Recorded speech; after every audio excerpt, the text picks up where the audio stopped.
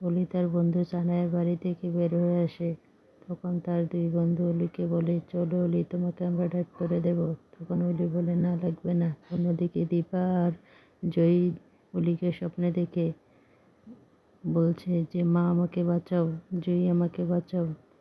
অন্যদিকে অলি জয়ীকে ফোন করে বলে, জয়ী আমি তোমার কাছে আসছি। তখন জয়ী বলে, তুমি কোথায়? অলি বলে, আমি রাস্তায় আছি, আসছি আমি।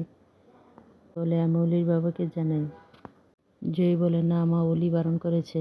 অন্যদিকে উর্মির ঘরে জয় আসে। তখন উর্মি বলে, জয় আমি কোনো কিছুই বলতে পারিনি।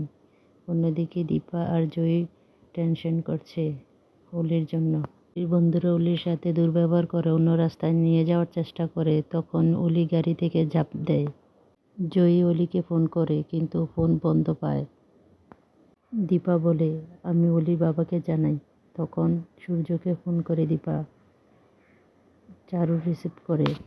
তখন বলে সূর্যকে দেওয়ার জন্য। তখন সূর্য বলে, কি হয়েছে? দীপা বলে, অলি কোথায়? অলি জয়ীর বাসায় আসার কথা বলা ছিল, এখন অলির ফোন কল ঢুকছে না। অন্যদিকে মিশকা তাদের ফলো করে লোক দিয়ে সানায়াকে সানায়ার বন্ধু ফোন করে বলে, অলি আমাদের সাথে ছিল, এখন এরকম হয়েছে, তুই কোনো কিছু বলবি না, আমাদের সাথে অলি আসছিল।